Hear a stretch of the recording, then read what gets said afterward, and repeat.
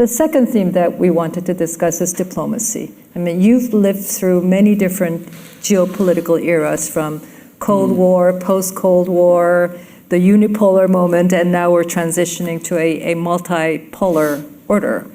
And clearly, diplomacy reflects that era. In Cold War, it was simple. I mean, you were split into two blocks, and you belonged to one block. You dealt with that block, and you rarely dealt with the others. I think diplomacy, in a sense, was easy because.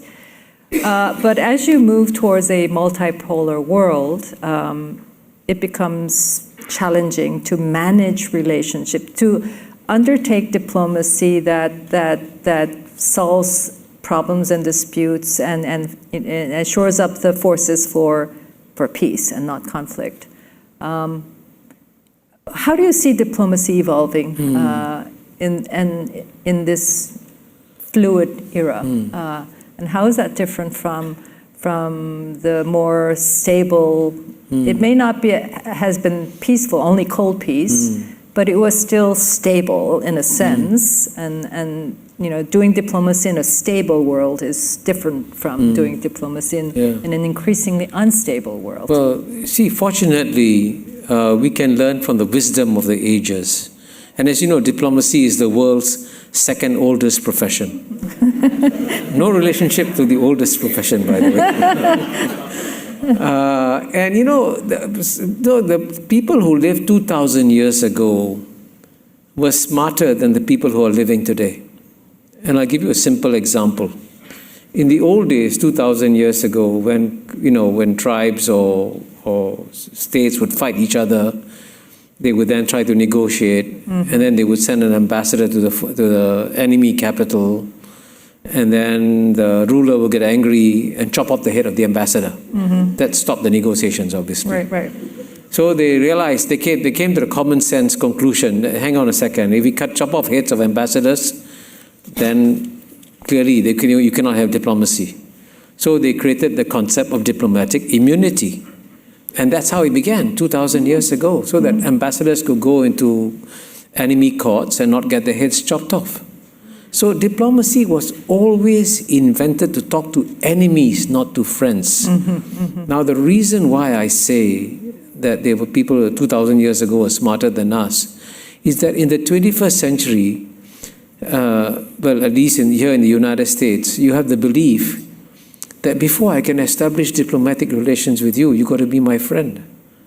But you don't need diplomatic relations for a friend. If you're going to a friendly court, your head is not going to get chopped off. But once you declare a country is an enemy, then you've got to establish diplomatic relations. So therefore, logically, as you know, vis-a-vis North Korea, which the United States declares to be an enemy state, it should establish diplomatic relations. That's the logical thing to do. But you notice that it cannot be done because it's politically incorrect. And I'll give you another example of politically incorrect diplomacy. And my apologies to some of you if here I'm treading on sensitive ground.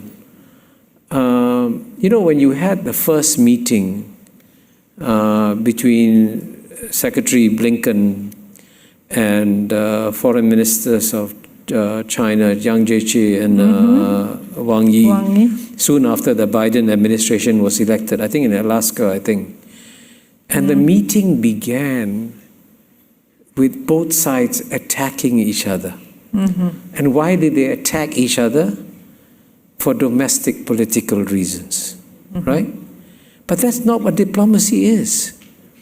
The role, they say the definition of a diplomat is someone who can tell you to go to hell in such a way that you feel you're going to enjoy the journey. So all this shouting and name-calling, that's not diplomacy. That's primitive. So 2,000 years ago, our ancestors were much smarter than us. They understood what diplomacy was. In the 21st century, we don't understand what diplomacy is. And when you talk about a multipolar world has been the norm since human history began. When you have a unipolar moment like the one between the end of the Cold War and probably next 20 years, that was an aberration. A unipolar world, bipolar world are all aberrations. The 21st century will be a multipolar world. And in a multipolar world, you've got to deal with complexity. You've got to deal with people who think and completely different from you. And that's why you need to go back to the old tenets of diplomacy. So tenet number one, if you're my enemy, first thing I do, I establish diplomatic relations with you. So I can see you, talk to you face to face and understand what you really think. Because I can assure you, unless you are there in the enemy capital, talking to everyone, you don't understand how they really think. You got to be there. Whether it's Iran, whether it's North Korea, whether it's any country. And then at the same time, you got to accept the reality that in all good diplomacy is about compromise. If any country tries to get everything, it's not going to succeed. So they should make it a truism for diplomacy that if any country goes for total security, it is creating total insecurity. Because if you have total security, your neighbor, your counterpart is not secure. What you want is a situation where both sides feel secure. That requires compromise between US and China, between India and China, between North Korea and South Korea, between all countries. You need to have compromise and learn to live and give and take. And actually, you know what? They've been doing it for thousands of years, but we've lost it. In the 21st century. We're increasingly incapable. we have become very ideological as human animals.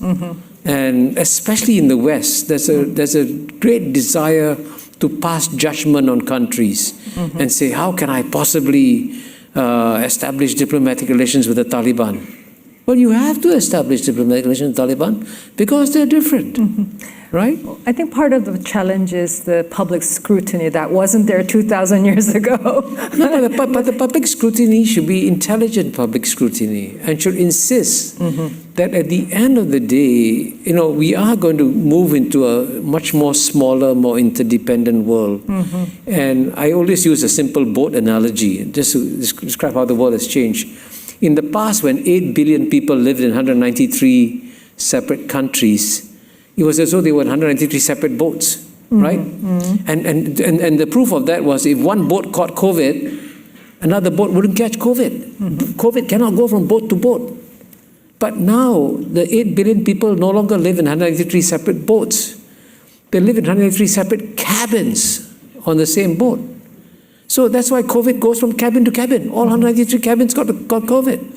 Now, if you live in a small interdependent universe all together, it's not just about protecting your cabin. You've got to protect the boat as a whole. You've got to protect planet Earth as a whole. And now with climate change coming, the most important priority in diplomacy today should be, hey, first let's save our planet before we continue fighting each other. That should be the priority.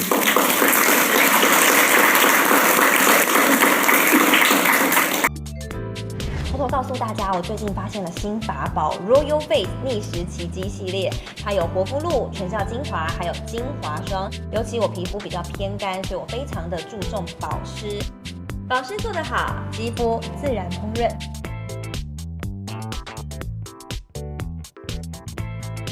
提亮肤色更年轻，抚平皱纹超有感，而且气色变好，用心保养，每天都更美一点。